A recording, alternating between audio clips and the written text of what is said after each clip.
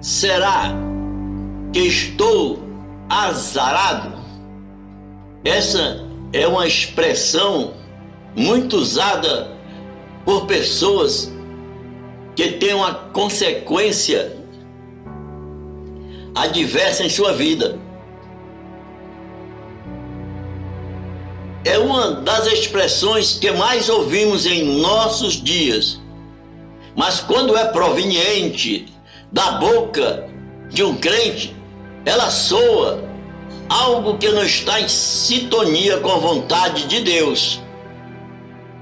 O povo de Israel, quando saiu da escravidão do Egito e se viu diante do Mar Vermelho, perseguido pelo perverso exército de Faraó, eles se sentiram os verdadeiros azarados, a ponto de afirmarem: não é esta palavra que te falamos no Egito, dizendo a você, Moisés: deixa-nos que sirvamos aos egípcios, pois que melhor não fora servir aos egípcios do que morrermos aqui no deserto. Moisés, porém, disse ao povo: não temais, estais quieto e vede o livramento do Senhor, que hoje vos fará, porque aos egípcios que hoje vistes, nunca mais o tornareis a ver. E completou: o Senhor pelejará por vós, e vós vos calareis. Êxodo 14, 12 a 14. Moisés não acreditava no azar, acreditava no poder de Deus. Os 3 hebreus tinham motivo para se considerarem uns verdadeiros azarados quando foram condenados a serem lançados na fornalha de fogo ardente sem terem cometido crime algum. E foi assim que eles reagiram diante daquela injusta e irrevogável sentença do rei. Responderam Sadraque, Mesaque e Abidnego e disseram ao rei Nabucodonosor: não necessitamos de te responder sobre este negócio.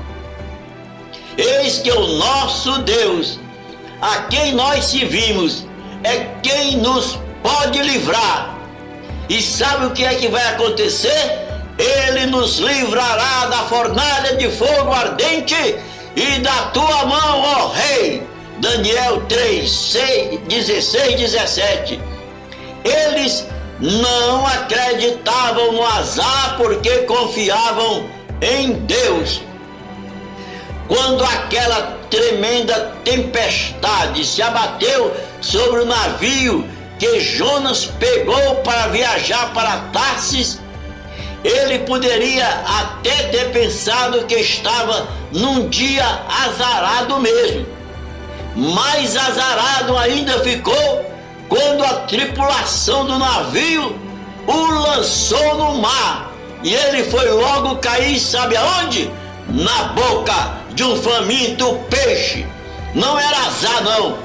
Era Deus fazendo o seu propósito se cumprir em um servo desobediente. Só assim Jonas pôde reconhecer o propósito de Deus contra aquilo que parecia ser um azar. E então Jonas orou Jonas ao Senhor, seu Deus, das entranhas do peixe, e disse: na minha angústia clamei ao Senhor e ele me respondeu. Do ventre do inferno gritei e tu ouviste a minha voz. Deus ouve a voz do crente em qualquer situação, porque tu me lançaste no profundo, no coração dos mares, e a corrente das águas me cercou, e todas as tuas ondas e as tuas vagas têm passado por cima de mim. E eu disse: lançado estou diante dos teus olhos, todavia tornarei a ver o teu santo templo. Olha, José do Egito poderia ter se considerado um azarado quando foi lançado numa cisterna sem água pelos seus próprios irmãos. Ele poderia ter se considerado mais azarado ainda quando foi vendido para os medianitas no deserto. Ele poderia ter se considerado um azarado quando foi tentado pela mulher de Potifar. Ele poderia ter se considerado um azarado mesmo quando foi lançado no cárcere, onde os presos do rei estavam. Mas não foi assim que José pensou durante todo o tempo em que foi provado. E no fim, aquilo que muitos poderiam pensar como uma vida de azar, foi interpretada pelo próprio José da seguinte forma: veja, e disse José aos seus irmãos: peço-vos, chegai-vos a mim. E os irmãos dele chegaram-se. Então disse José: eu sou José, vosso irmão, a quem vós vendestes para o Egito, pelo que Deus me enviou diante de vós, para conservar vossa sucessão na terra, e para guardar-vos em vida por um grande livramento. Gênesis 45, 4-7. Glória a Deus. Paulo poderia se considerar o mais azarado dos apóstolos por tudo que passou. Foi massacrado com o espinho na carne. Veja o que ele disse: e para que não me exaltasse pelas excelências das revelações, me foi dado um espinho na carne, a saber, sabe o que? Um mensageiro de Satanás. Sabe para quê? Para me esbofetear, a fim de que não me exalte. 2 Coríntios 12:7. Paulo também não considerou como azar quando teve que pregar o evangelho estando enfermo. Ele disse assim: e vós sabeis que por causa de uma enfermidade na carne eu vos anunciei o evangelho a primeira vez, e aquilo que na minha carne era para vós uma tentação, não o desprezastes e nem o repelistes, antes me recebestes como um anjo de Deus, mesmo como a Cristo Jesus. Gálatas 4, 13-14. Paulo também não se considerou como azar pregar o evangelho mesmo estando, sabe o quê? Preso. Ele disse: pelo qual sou embaixador em cadeias, para que nele eu tenha coragem de falar como devo falar.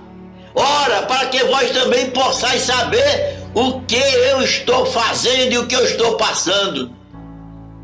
Paulo também não considerou azarado quando no navio que viajava para Roma naufragou, e ainda para completar, uma víbora venenosa atacou a sua mão, e havendo eles estado muito tempo sem comer, diz o texto, Paulo, pondo-se em pé no meio deles, disse: senhores, devieis ter me ouvido e não ter partido de Creta, para evitar esta avaria e perda. Agora vos exorto que tenhais bom ânimo, pois não se perderá vida alguma entre vós, mas somente o navio. Sabe por quê? Porque esta noite me apareceu um anjo de Deus a quem eu sirvo. E sabe o que ele me disse? Ele disse assim: não temas, Paulo, importa que compareça perante a César. E eis que Deus, o teu Deus, que te deu a todos que navegam contigo, não vai deixar nenhum perecer. Atos 27, 21 a 24. Paulo também não se considerou um azarado por ter sido condenado à morte, mesmo depois de ter completado todo o seu ministério. Ainda assim se expressou: quanto a mim, já estou sendo derramado como libação, e o tempo da minha partida está próximo. Mas sabe o que foi que eu fiz? Eu combati o bom combate, acabei a carreira e guardei a fé. E desde agora a coroa da justiça está guardada, a qual o Senhor, justo juiz, me dará naquele dia, não somente a mim, mas também a todos que amarem a sua vinda. 2 Timóteo 4, 6 a 8. O servo de Deus, seja qual for a circunstância ou a luta pela qual está passando ou vai passar, nunca, jamais poderá abrir mão dessa infalível promessa. Veja a promessa: e sabemos que todas as coisas contribuem juntamente para o bem daqueles que amam a Deus, daqueles que são chamados segundo o seu propósito. E ele diz assim: o que diremos, pois, a estas coisas? O que é que vamos dizer? Vamos dizer o seguinte: se Deus é por nós, quem será? Quem será contra nós? Que Deus te abençoe e te renove as tuas forças em cada circunstância da vida. Em o nome de Jesus Cristo. Amém.